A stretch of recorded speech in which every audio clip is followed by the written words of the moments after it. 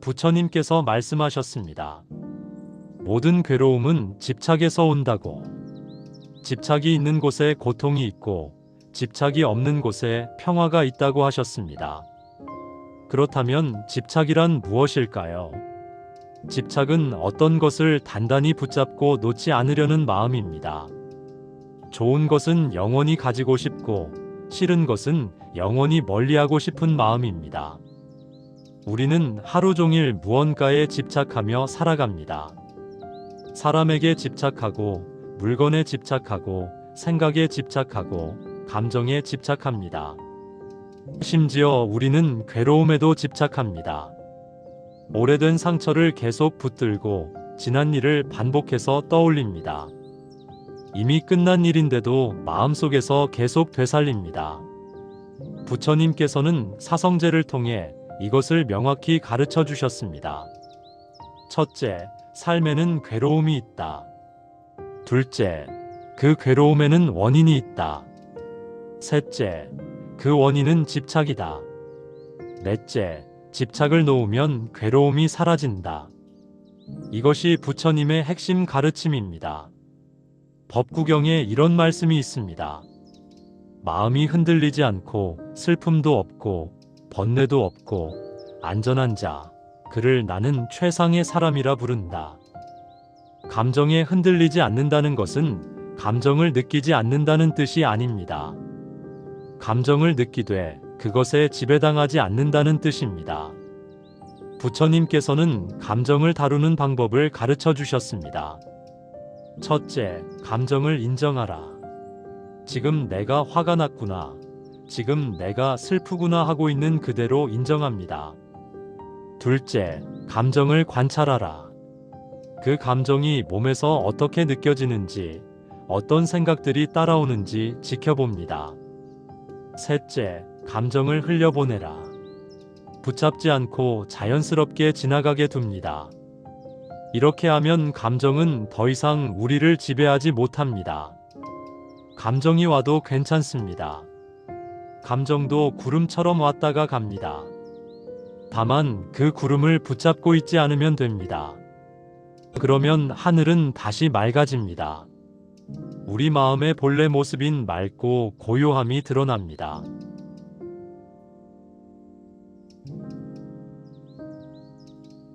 부처님께서는 집착의 뿌리에 두 가지가 있다고 하셨습니다.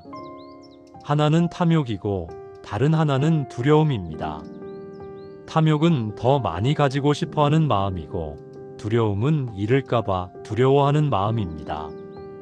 이 두 가지가 우리를 집착하게 만듭니다. 탐욕을 살펴봅시다. 우리는 늘 더 많은 것을 원합니다. 더 많은 돈, 더 큰 집, 더 좋은 차, 더 높은 지위. 가져도 만족하지 못하고 또 다른 것을 원합니다. 이것을 부처님께서는 끝없는 갈증이라고 하셨습니다. 아무리 마셔도 갈증이 해소되지 않는 물과 같다고 말씀하셨습니다. 왜 우리는 늘 더 많은 것을 원할까요? 부처님께서는 그것이 공허함 때문이라고 하셨습니다. 마음속 깊은 곳에 채워지지 않는 무언가가 있습니다. 그래서 외부의 것으로 그것을 채우려고 합니다. 하지만 외부의 것으로는 결코 내면의 공허함을 채울 수 없습니다. 이것이 탐욕의 비극입니다. 법구경에 이런 말씀이 있습니다. 만족을 모르는 자는 부자라도 가난하고 만족을 아는 자는 가난해도 부자다. 탐욕은 우리를 가난하게 만듭니다. 아무리 많이 가져도 늘 부족하다고 느끼게 만듭니다. 반대로 만족은 우리를 부자로 만듭니다. 적게 가져도 충분하다고 느끼게 합니다.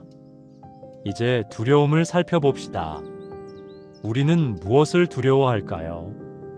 잃는 것을 두려워합니다.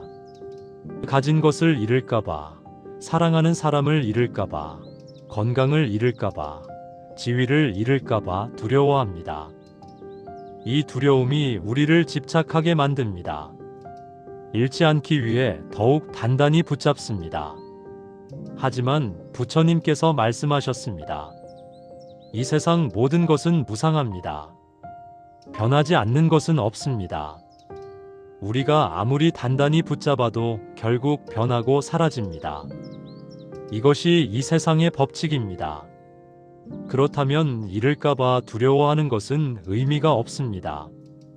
언젠가는 반드시 잃게 될 것이기 때문입니다. 부처님께서는 이렇게 비유하셨습니다. 우리가 집착하는 것은 모래성을 쌓는 것과 같습니다. 아무리 정성껏 쌓아도 파도가 오면 무너집니다. 그것이 모래성의 본질입니다. 모래성이 무너지는 것을 막을 수는 없습니다. 다만 모래성이 언젠가 무너질 것임을 알고 무너져도 괜찮다는 마음을 가질 수 있습니다. 탐욕과 두려움. 이 두 가지는 동전의 양면과 같습니다. 탐욕이 있으면 두려움이 생기고 두려움이 있으면 탐욕이 생깁니다. 더 많이 가지려는 욕심이 잃을까봐 두려워하게 만들고 잃을까봐 두려워하는 마음이 더 많이 가지려는 욕심을 부릅니다. 이것이 끝없는 순환입니다. 부처님께서는 이 순환에서 벗어나는 방법을 가르쳐 주셨습니다. 그것은 무상을 깊이 이해하는 것입니다. 모든 것이 변한다는 것을, 모든 것이 일시적이라는 것을 진정으로 이해하면 탐욕도 줄어들고 두려움도 줄어듭니다. 어차피 영원한 것이 없다면 있을 때 감사하고 없어지면 받아들이면 됩니다.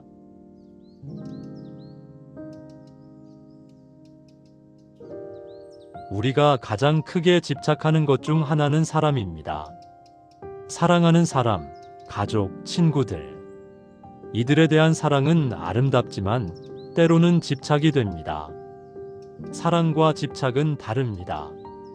사랑은 상대의 행복을 바라는 것이고 집착은 상대를 소유하려는 것입니다. 부처님께서 말씀하셨습니다.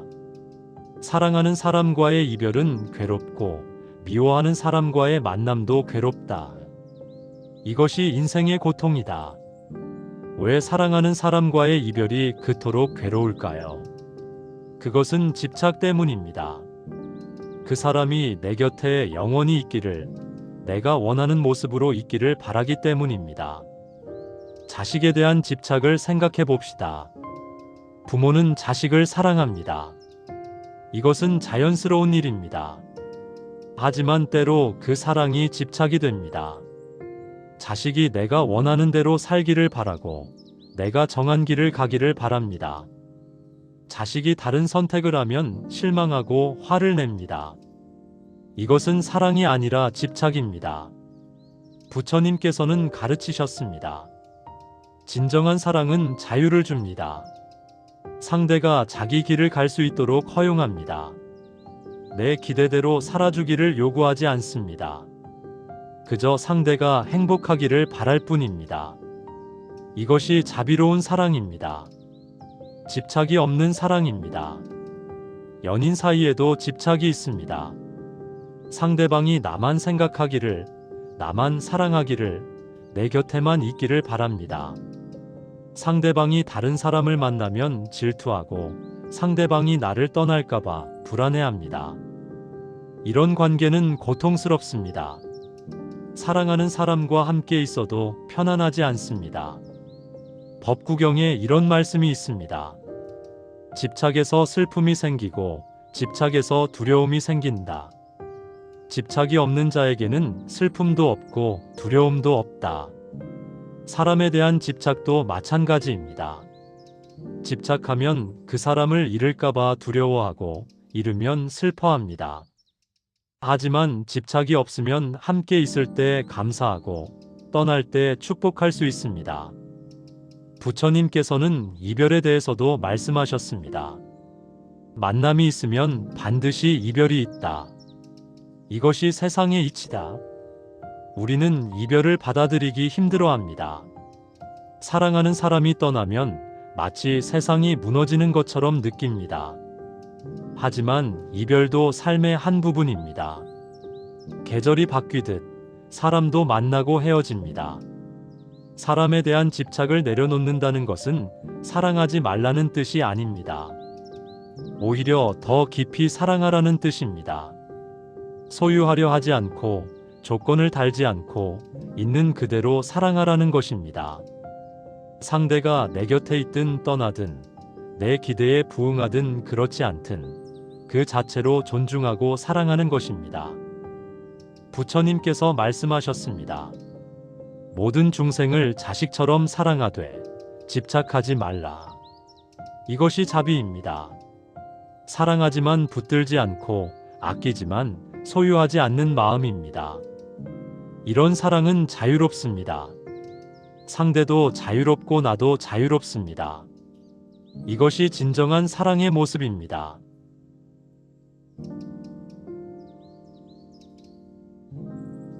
부처님 시대에도 물질에 대한 집착은 큰 문제였습니다. 지금은 더욱 그렇습니다. 우리는 물질 문명 속에서 살아갑니다. 끊임없이 새로운 물건이 나오고 우리는 그것을 갖고 싶어 합니다. 더 좋은 차, 더 큰 집, 더 비싼 옷. 이런 것들이 우리를 행복하게 해줄 것이라고 믿습니다. 하지만 부처님께서 말씀하셨습니다. 물질은 우리를 진정으로 행복하게 만들지 못합니다. 물질이 주는 기쁨은 일시적입니다. 새 차를 샀을 때의 기쁨은 얼마 가지 않습니다. 곧 익숙해지고 다시 다른 것을 원하게 됩니다. 이것이 물질의 한계입니다. 법구경에 이런 말씀이 있습니다. 금은 보화를 가득 쌓아도 만족하지 못하는 자가 있고 아무것도 없어도 만족하는 자가 있다. 행복은 얼마나 많이 가졌느냐가 아니라 얼마나 만족하느냐에 달려 있습니다. 이것을 이해하는 것이 중요합니다. 돈에 대한 집착을 생각해 봅시다. 돈은 필요합니다. 생활하려면 돈이 필요하고 가족을 돌보려면 돈이 필요합니다. 부처님께서도 이것을 부정하지 않으셨습니다.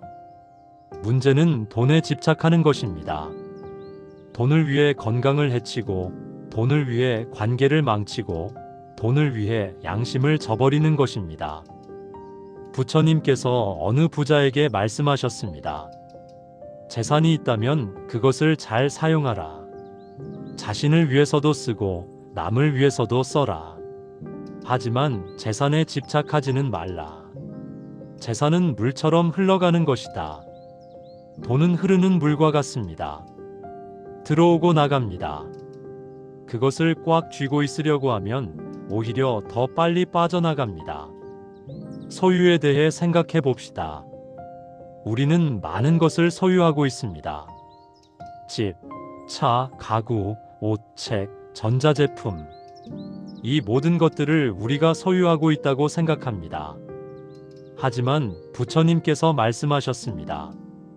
우리는 사실 아무것도 소유하지 않습니다. 다만 잠시 사용할 뿐입니다. 이 집도 영원히 내 것이 아닙니다. 언젠가는 떠나야 합니다. 이 몸도 영원히 내 것이 아닙니다. 언젠가는 놓아야 합니다. 그렇다면 무엇이 진정 내 것일까요? 부처님께서는 말씀하셨습니다. 오직 우리가 한 행동, 우리의 업만이 진정 우리 것이라고. 물질에 집착하지 않는다는 것은 모든 것을 버리라는 뜻이 아닙니다. 부처님께서는 출가자들에게는 무소유를 가르치셨지만 재가자들에게는 적절하게 살라고 하셨습니다. 필요한 만큼 가지되 그것에 마음을 빼앗기지 말라고 하셨습니다. 물건을 살 때 한번 생각해 보십시오. 이것이 정말 필요한가 아니면 욕심인가? 이것이 나를 행복하게 할까 아니면 잠시 기분을 좋게 할 뿐인가? 이미 가진 것으로도 충분하지 않은가? 이렇게 물어보면 많은 경우 우리는 필요하지 않은 것을 사려고 했음을 깨닫습니다.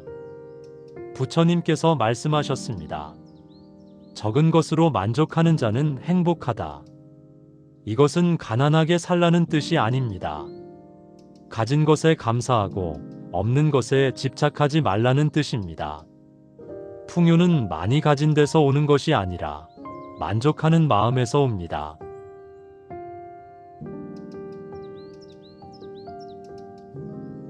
우리는 눈에 보이는 것에만 집착하는 것이 아닙니다. 보이지 않는 것에도 집착합니다. 생각과 감정에 집착합니다. 이것은 물건에 대한 집착보다 더 미묘하고 더 깊습니다. 부처님께서는 이것을 특히 강조하셨습니다. 생각에 대한 집착을 살펴봅시다. 어떤 생각이 떠오르면 우리는 그것을 붙잡고 계속 생각합니다. 좋은 생각이든 나쁜 생각이든 한 번 떠오르면 놓지 못합니다. 같은 생각을 반복하고 그 생각 위에 또 다른 생각을 쌓습니다. 이것이 생각에 대한 집착입니다. 부처님께서 말씀하셨습니다. 생각은 구름과 같다. 떠오르면 그냥 흘러가게 두어라. 붙잡지 말라. 하지만 우리는 생각을 붙잡습니다. 특히 부정적인 생각을 붙잡습니다. 누군가 나에게 했던 말, 내가 실수한 일, 앞으로 일어날지 모르는 나쁜 일. 이런 생각들을 계속 반복합니다. 왜 우리는 부정적인 생각에 집착할까요? 부처님께서는 그것이 우리 마음의 습관이라고 하셨습니다. 오랜 세월 동안 부정적인 생각을 반복해왔기 때문에 그것이 익숙해진 것입니다. 하지만 습관은 바꿀 수 있습니다. 알아차림으로 바꿀 수 있습니다. 생각이 떠오를 때 그것을 관찰해 보십시오. 아, 지금 이런 생각이 떠올랐구나. 이렇게 알아차리는 순간 생각과 나 사이에 거리가 생깁니다. 더 이상 생각에 완전히 휩싸여 있지 않습니다. 생각을 바라보는 자가 됩니다. 그러면 생각은 힘을 잃고 저절로 사라집니다. 이제 감정에 대한 집착을 살펴봅시다. 감정은 생각보다 더 강력합니다. 감정이 일어나면 우리는 그 감정에 완전히 사로잡힙니다. 화가 나면 화에 휩싸이고, 슬프면 슬픔에 빠지고, 불안하면 불안에 잠깁니다. 그리고 그 감정을 계속 붙잡고 있습니다. 부처님께서 말씀하셨습니다. 감정은 파도와 같다. 일어났다가 사라진다. 그것을 붙잡으려 하지 말라. 감정은 본래 흘러가는 것입니다. 일어났다가 자연스럽게 가라앉습니다. 하지만 우리가 그것을 붙잡으면 오래 머뭅니다. 계속 그 감정에 대해 생각하고 그 감정을 정당화하고 그 감정을 키웁니다. 특히 분노와 슬픔에 집착합니다. 분노를 생각해 봅시다. 누군가 나를 화나게 했습니다. 그 순간의 분노는 자연스러운 감정입니다. 하지만 우리는 그 분노를 계속 붙잡고 있습니다. 며칠이 지나도 몇 달이 지나도 그 일을 떠올리며 다시 화를 냅니다. 이것은 분노를 느끼는 것이 아니라 분노에 집착하는 것입니다. 슬픔도 마찬가지입니다. 상실의 순간에 슬픔은 자연스럽습니다. 하지만 그 슬픔을 계속 붙잡고 있으면 우울이 됩니다. 부처님께서는 말씀하셨습니다. 슬픔을 느끼되 슬픔에 빠지지는 말라. 감정을 인정하되 집착하지 말라는 뜻입니다.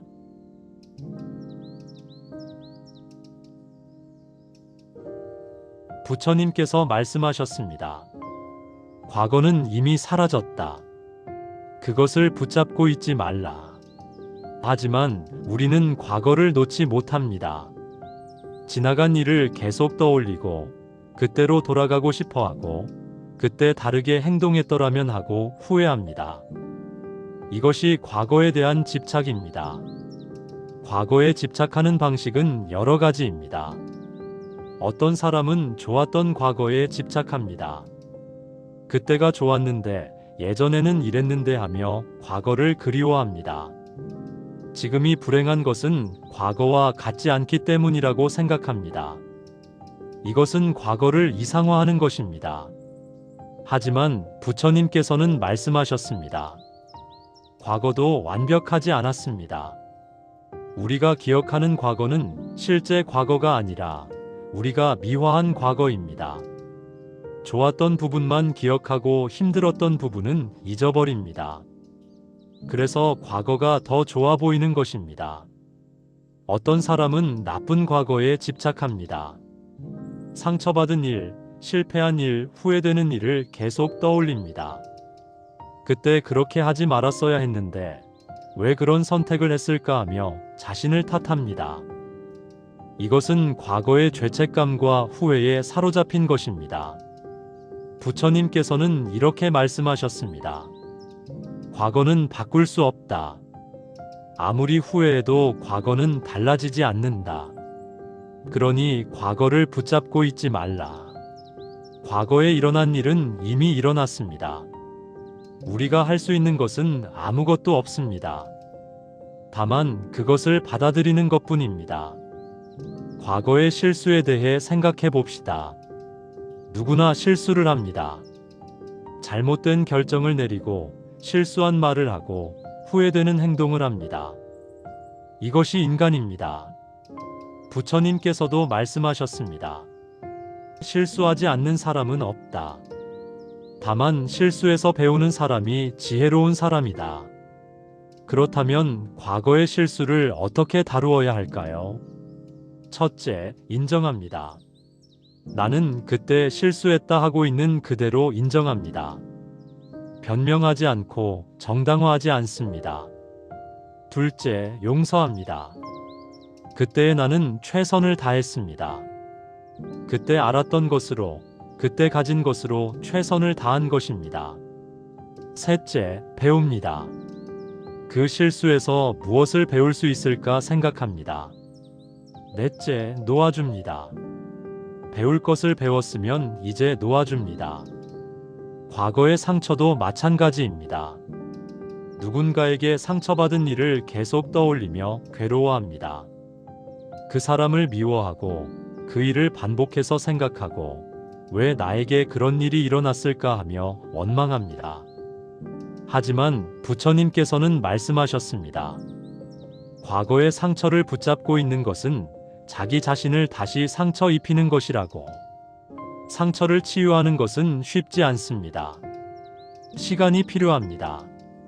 하지만 계속 그 상처를 들여다보고 곱씹고 상기시키면 치유되지 않습니다. 오히려 상처가 더 깊어집니다. 치유는 놓아줌에서 시작됩니다. 그 일은 이미 지나갔다. 나는 이제 앞으로 나아갈 것이다 하고 결심하는 것입니다. 법구경에 이런 말씀이 있습니다. 과거를 따르지 말고 미래를 기다리지도 말라. 과거는 이미 버려진 것이고 미래는 아직 오지 않은 것이다. 과거는 떠난 손님과 같습니다. 이미 떠났습니다. 다시 돌아오지 않습니다. 그 손님을 계속 기다리고 있으면 현재의 손님을 맞이할 수 없습니다. 부처님께서는 말씀하셨습니다. 과거에서 배우되 과거에 살지는 말라. 과거는 교훈입니다. 우리에게 가르침을 주는 스승입니다. 하지만 우리가 살아야 할 곳은 과거가 아니라 현재입니다. 과거에서 배운 지혜를 가지고 현재를 살아가는 것, 이것이 과거와 건강한 관계를 맺는 방법입니다.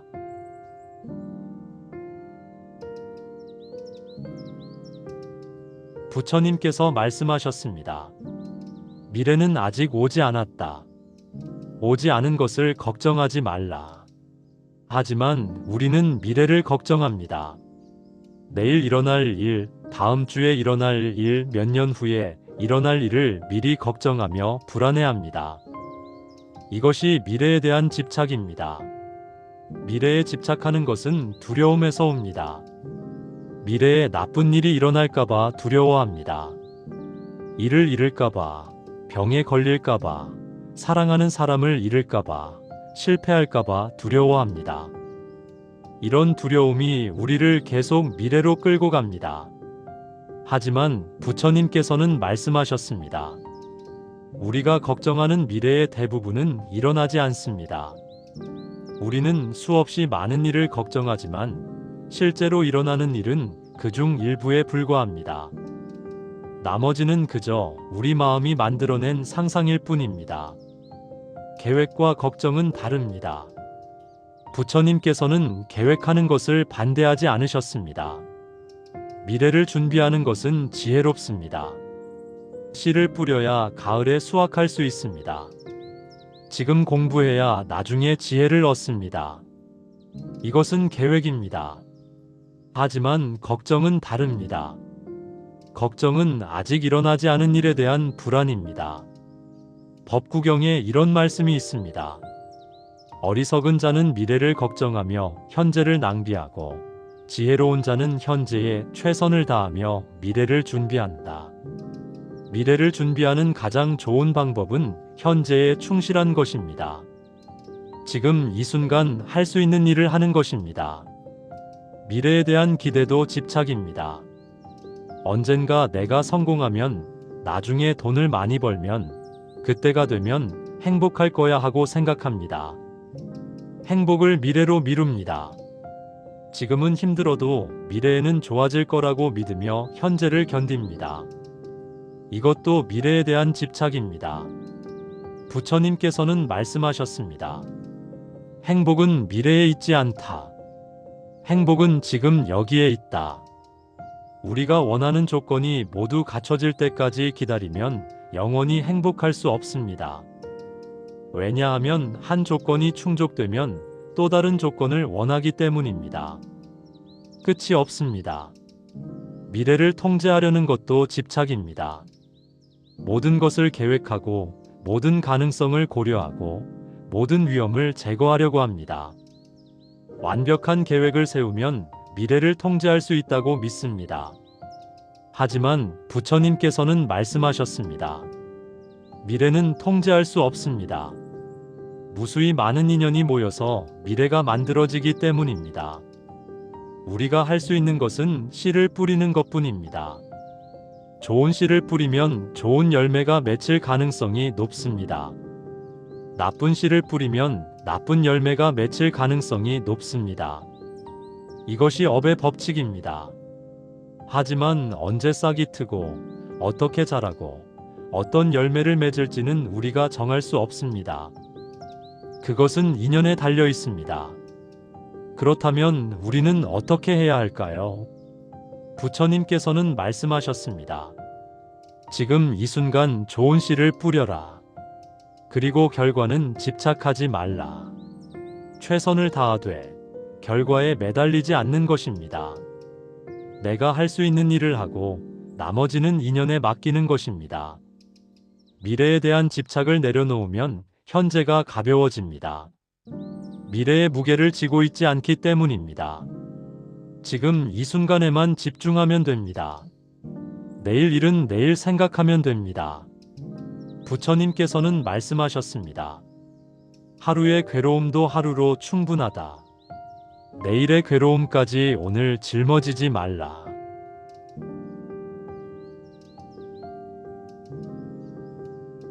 부처님께서 가르치신 가장 깊은 가르침 중 하나가 무아입니다.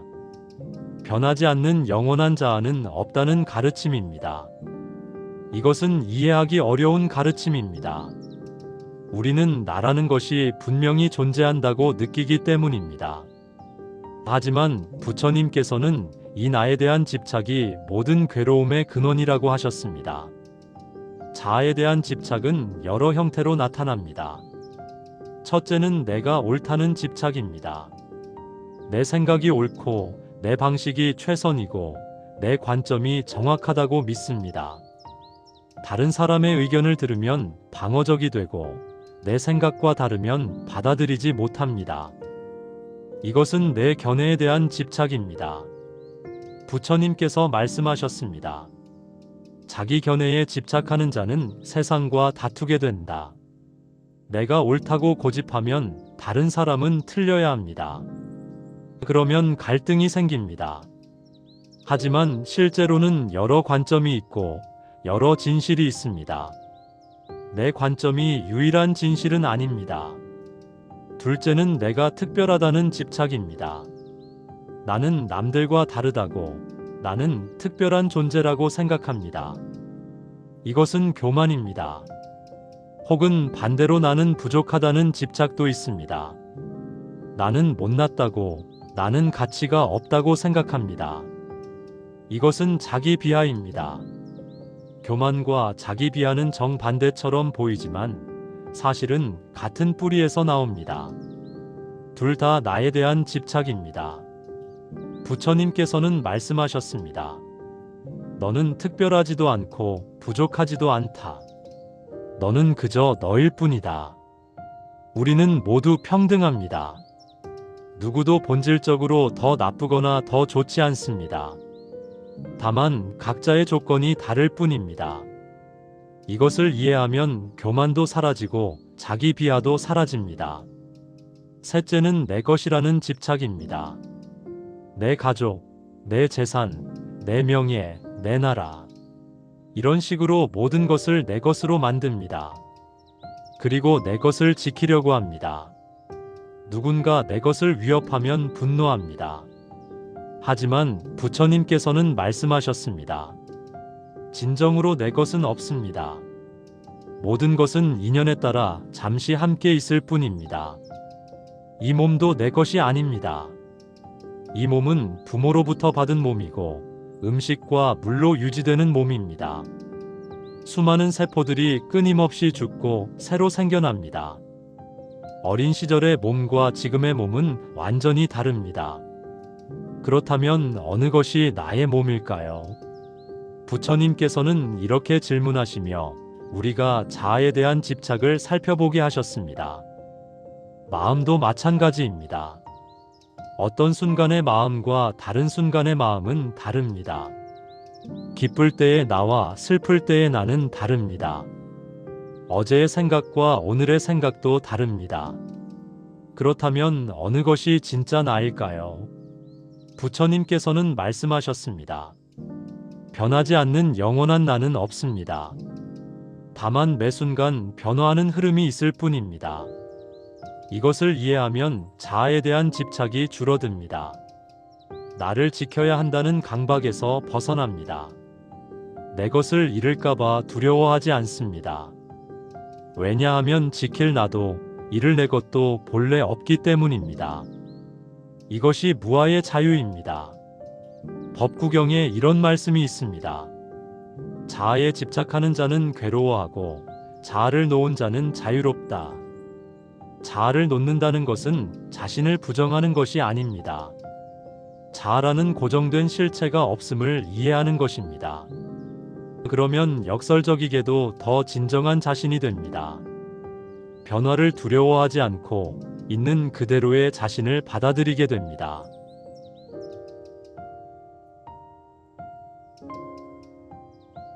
지금까지 우리는 여러 종류의 집착을 살펴보았습니다.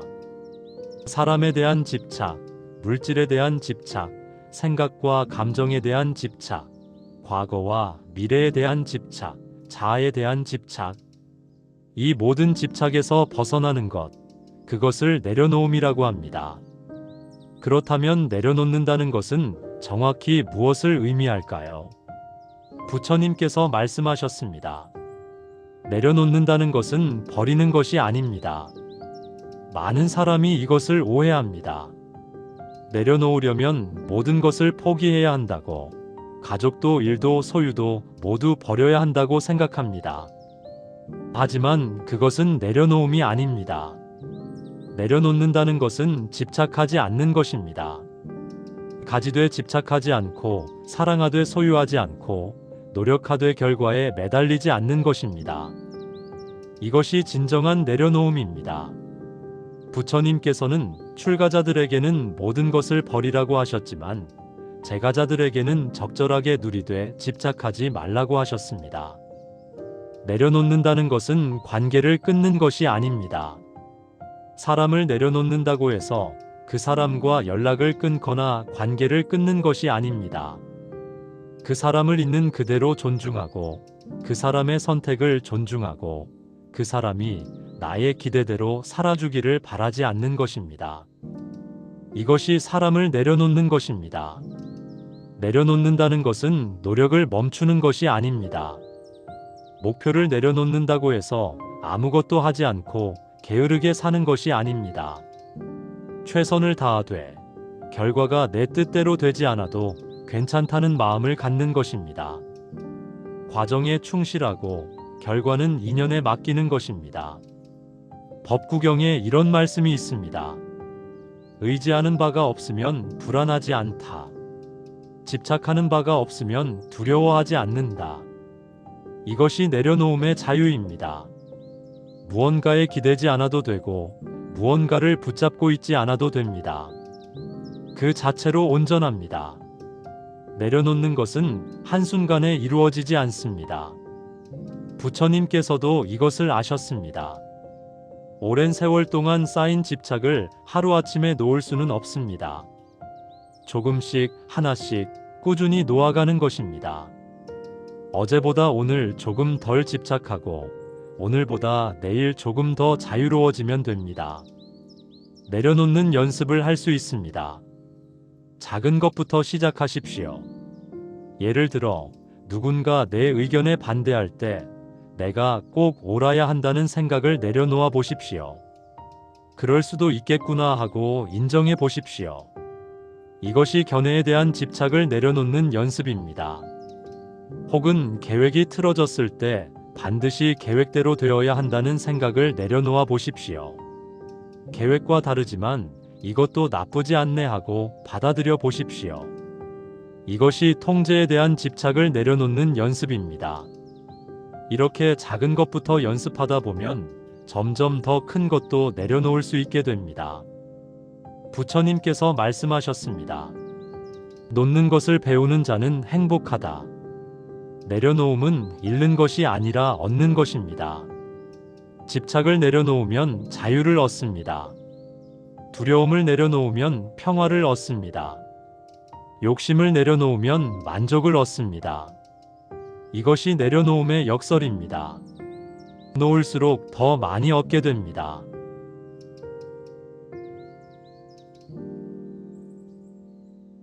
내려놓음은 단순히 기술이 아니라 지혜입니다. 부처님께서는 이것을 반야, 즉 지혜라고 하셨습니다. 무엇을 내려놓아야 하는지 아는 것, 언제 내려놓아야 하는지 아는 것, 어떻게 내려놓아야 하는지 아는 것. 이것이 지혜입니다. 첫째, 무엇을 내려놓아야 하는지 아는 지혜입니다. 모든 것을 내려놓을 필요는 없습니다. 집착을 내려놓으면 되지, 사랑을 내려놓을 필요는 없습니다.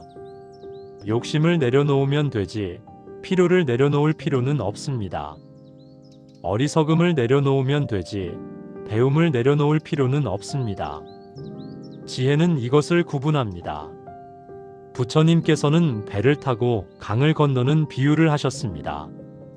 배를 타고 강을 건넜다면 건너편에 도착해서는 배를 내려놓아야 한다. 배를 계속 짊어지고 다닐 필요는 없다. 필요할 때는 사용하고 필요 없어지면 내려놓는 것입니다. 이것이 지혜입니다. 둘째, 언제 내려놓아야 하는지 아는 지혜입니다. 때가 있습니다. 너무 이르게 내려놓으면 아직 배울 것을 배우지 못합니다. 너무 늦게 내려놓으면 불필요한 고통을 겪습니다. 적절한 때를 아는 것이 지혜입니다. 부처님께서 말씀하셨습니다. 과일이 익으면 저절로 떨어진다. 억지로 떼어내지 않아도 된다. 내려놓음도 마찬가지입니다. 때가 되면 자연스럽게 놓아집니다. 너무 서두르지 않아도 됩니다. 하지만 동시에 이미 때가 되었는데도 계속 붙들고 있지는 않아야 합니다. 이것을 아는 것이 지혜입니다. 셋째, 어떻게 내려놓아야 하는지 아는 지혜입니다. 내려놓는 방법도 중요합니다. 억지로 놓으려고 하면 오히려 더 단단히 붙잡게 됩니다. 자연스럽게, 부드럽게, 조금씩 놓아가야 합니다. 이것도 지혜입니다. 부처님께서는 손에 쥔 모래를 비유로 드셨습니다. 모래를 단단히 쥐면 손가락 사이로 빠져나갑니다. 하지만 손을 펴고 모래를 올려놓으면 모래는 그대로 있습니다. 내려놓음도 이와 같습니다. 놓으려고 애쓸수록 더 힘들어집니다. 그냥 펴면 됩니다. 자연스럽게 손을 펴면 됩니다. 내려놓음의 지혜는 무상을 이해하는 데서 옵니다. 모든 것은 변한다는 것을, 모든 것은 일시적이라는 것을 깊이 이해하면 자연스럽게 집착이 줄어듭니다. 어차피 영원한 것이 없다면 붙잡고 있을 필요가 없습니다. 흘러가게 두면 됩니다. 반야심경에 이런 말씀이 있습니다. 색즉시공, 공즉시색. 형상이 곧 공이고 공이 곧 형상이라는 뜻입니다. 우리가 실체라고 생각하는 모든 것은 사실 텅 비어 있습니다. 고정된 실체가 없습니다. 조건에 따라 나타났다가 사라질 뿐입니다. 이것을 이해하면 집착할 것이 없음을 알게 됩니다. 내려놓음의 지혜는 또한 인연을 이해하는 데서 옵니다. 모든 것은 인연에 따라 생겨나고 인연에 따라 사라집니다. 내가 통제할 수 있는 것은 거의 없습니다. 다만 좋은 인연을 만들기 위해 노력할 뿐입니다. 나머지는 인연에 맡깁니다. 이것이 지혜로운 삶의 태도입니다. 부처님께서는 농부의 비유를 하셨습니다. 농부는 씨를 뿌리고 물을 주고 잡초를 뽑습니다. 이것은 농부가 할 수 있는 일입니다. 하지만 씨가 언제 싹을 틔우고 얼마나 자라고 어떤 열매를 맺을지는 농부가 정할 수 없습니다. 그것은 날씨, 토양, 씨앗의 상태 등 수많은 조건에 달려 있습니다. 지혜로운 농부는 자기가 할 수 있는 일을 하고 나머지는 자연에 맡깁니다. 우리 삶도 이와 같습니다. 우리가 할 수 있는 일이 있고 할 수 없는 일이 있습니다. 지혜는 이 둘을 구분하는 것입니다. 할 수 있는 일에는 최선을 다하고 할 수 없는 일은 받아들입니다. 이것이 내려놓음의 지혜입니다.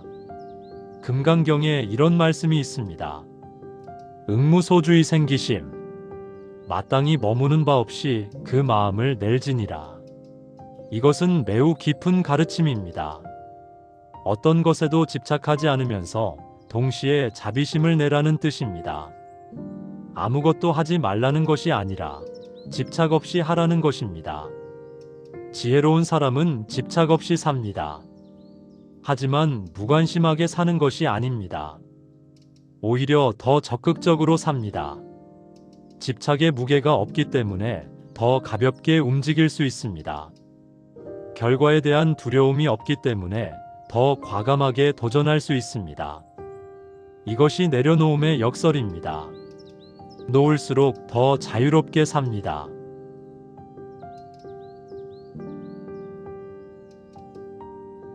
집착을 내려놓으면 자유로워집니다. 이것이 부처님께서 약속하신 자유입니다. 그렇다면 자유로운 삶이란 어떤 삶일까요? 하고 싶은 대로 다 하는 삶일까요? 아무런 책임도 없는 삶일까요? 그렇지 않습니다. 부처님께서 말씀하신 자유는 그런 자유가 아닙니다. 진정한 자유는 내면의 자유입니다. 외부 조건에 흔들리지 않는 자유입니다. 좋은 일이 와도 너무 들뜨지 않고 나쁜 일이 와도 너무 낙담하지 않는 평정심입니다. 이것이 부처님께서 말씀하신 자유입니다. 법구경에 이런 말씀이 있습니다. 집착이 없는 자는 어디를 가든 자유롭고 집착이 있는 자는 어디에 있든 갇혀 있다. 자유는 장소나 환경에서 오는 것이 아닙니다. 마음의 상태입니다. 궁전에 살아도 마음에 집착이 있으면 감옥이고 산속 움막에 살아도 마음이 자유로우면 천국입니다. 자유로운 사람은 두려움이 없습니다. 잃을 것이 없기 때문입니다. 집착하는 것이 없으면 잃을까봐 두려워할 필요가 없습니다. 죽음도 두렵지 않습니다. 이 몸도 이 생명도 본래 내 것이 아니고 잠시 빌린 것임을 알기 때문입니다. 때가 되면 돌려주면 됩니다.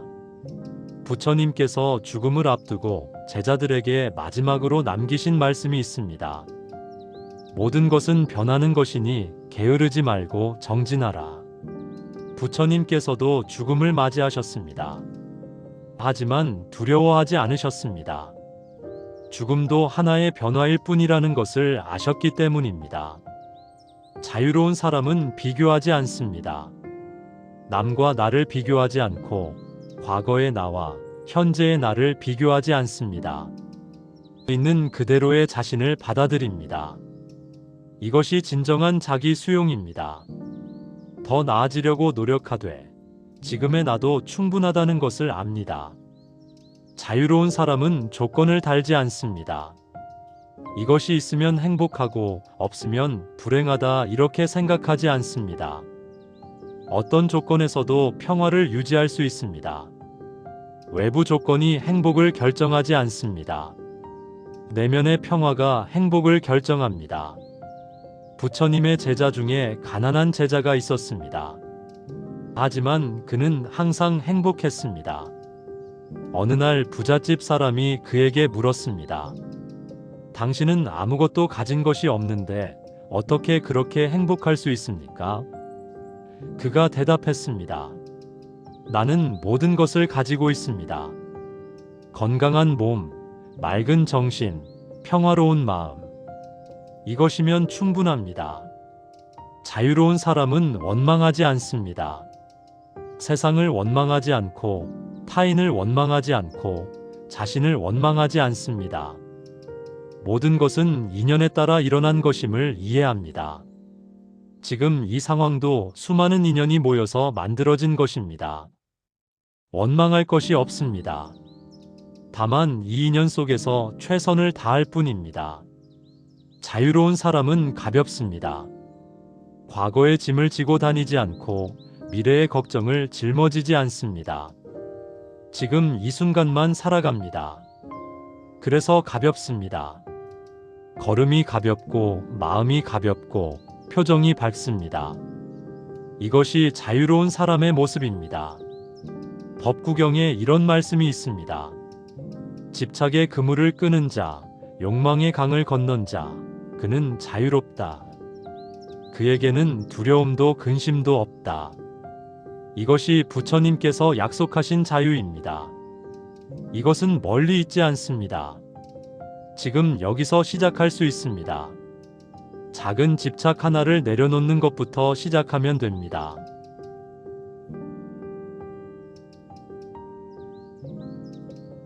마지막으로 가장 중요한 주제를 이야기하겠습니다. 집착 없이 사랑하는 것입니다. 많은 사람이 묻습니다. 집착을 내려놓으면 사랑도 없어지는 것 아닌가요? 무관심하게 사는 것 아닌가요? 그렇지 않습니다. 오히려 정반대입니다.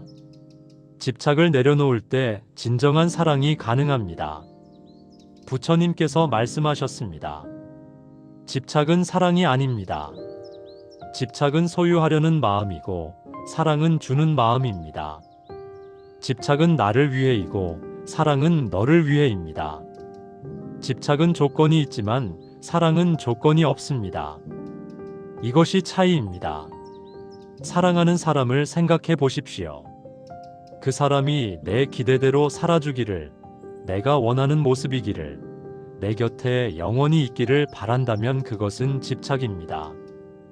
하지만 그 사람이 자기 길을 가기를, 자기 모습대로 살기를, 자기가 원하는 것을 하기를 바란다면 그것은 사랑입니다. 부처님께서는 자비를 가르치셨습니다. 자비는 집착 없는 사랑입니다. 모든 중생이 행복하기를 바라는 마음입니다. 내가 사랑하는 사람뿐만 아니라 모르는 사람도, 심지어 나를 미워하는 사람도 행복하기를 바랍니다. 이것이 자비입니다. 이것이 진정한 사랑입니다. 법구경에 이런 말씀이 있습니다. 미움으로는 미움을 이길 수 없다. 오직 사랑으로만 미움을 이긴다. 이것이 영원한 진리다. 사랑은 가장 강한 힘입니다. 하지만 집착이 섞인 사랑은 약합니다. 쉽게 미움으로 바뀝니다. 사랑했는데 배신했다고 느끼면 사랑은 미움이 됩니다. 이것은 진정한 사랑이 아니었습니다. 집착이었습니다. 집착 없는 사랑은 변하지 않습니다. 상대가 어떻게 하든 사랑합니다. 상대가 내 기대를 저버려도, 나를 떠나도, 심지어 나를 미워해도 사랑합니다. 왜냐하면 그 사랑은 상대의 행동이 아니라 내 마음에서 나오기 때문입니다. 조건이 없기 때문입니다. 부처님께서는 어머니의 사랑을 예로 드셨습니다. 어머니가 목숨을 걸고 외아들을 보호하듯 그렇게 모든 중생을 사랑하라. 어머니의 사랑은 조건이 없습니다. 자식이 잘해서 사랑하는 것이 아니라 그냥 사랑합니다. 자식이 실수해도 잘못해도 심지어 어머니를 아프게 해도 사랑합니다. 이것이 진정한 사랑입니다. 집착 없이 사랑하면 자유롭습니다. 상대도 자유롭고 나도 자유롭습니다. 상대가 내 곁을 떠나도 괜찮습니다. 그것이 그 사람에게 좋은 일이라면 축복합니다. 이별이 슬프지 않다는 뜻이 아닙니다. 슬프지만 그 슬픔에 휩싸이지 않습니다. 슬픔을 느끼되 상대를 원망하지 않습니다. 부처님께서는 이렇게 비유하셨습니다. 새장에 갇힌 새를 사랑한다면 새장 문을 열어주어야 합니다. 새가 날아가 버릴까봐 새장에 가두는 것은 사랑이 아닙니다. 진정으로 새를 사랑한다면 자유를 주어야 합니다. 새가 떠나면 떠나는 것이고 돌아오면 돌아오는 것입니다. 이것이 집착 없는 사랑입니다. 자식을 키우는 부모를 생각해 봅시다. 자식이 어릴 때는 보호하고 가르쳐야 합니다. 하지만 자식이 자라면 놓아주어야 합니다. 자식이 자기 길을 갈 수 있도록 허용해야 합니다. 내가 원하는 길이 아니라 자식이 원하는 길을 가게 해야 합니다. 이것이 집착 없는 사랑입니다. 부처님께서 말씀하셨습니다. 진정한 사랑은 상대의 행복을 바라는 것이다. 상대가 행복하기를 바란다면 상대가 원하는 대로 살 수 있게 해주어야 합니다. 내가 원하는 대로 살게 하는 것이 아니라 상대가 원하는 대로 살게 하는 것입니다. 이것이 사랑입니다. 집착 없이 사랑하는 것은 쉽지 않습니다. 오랜 연습이 필요합니다. 하지만 이것이 가능합니다. 부처님께서 그것을 보여주셨고 많은 제자들이 그것을 실천했습니다. 우리도 할 수 있습니다. 조금씩 하나씩 꾸준히 연습하면 됩니다. 오늘 밤 당신이 사랑하는 사람을 떠올려 보십시오. 그리고 이렇게 마음속으로 말해 보십시오. 당신이 행복하기를 바랍니다. 당신이 평화롭기를 바랍니다. 당신이 자유롭기를 바랍니다. 조건 없이, 기대 없이 그저 진심으로 바라는 것입니다. 이것이 집착 없는 사랑의 시작입니다. 부처님께서 마지막으로 말씀하셨습니다. 사랑하되 집착하지 말라. 베풀되 대가를 바라지 말라. 노력하되 결과에 매달리지 말라. 그러면 너는 자유로울 것이다. 이것이 부처님의 가르침입니다. 이것이 내려놓음의 지혜입니다. 오늘 하루도 수고 많으셨습니다. 당신이 짊어지고 있는 무거운 짐을 조금씩 내려놓으십시오. 한꺼번에 다 내려놓을 수 없습니다. 하나씩 조금씩 내려놓으면 됩니다. 그러면 어느새 당신은 가벼워져 있을 것입니다. 자유로워져 있을 것입니다. 부처님의 가르침이 당신과 함께하기를 바랍니다. 집착에서 벗어나 자유로운 삶을 살기를 바랍니다. 모든 중생이 괴로움에서 벗어나 행복하기를 바랍니다.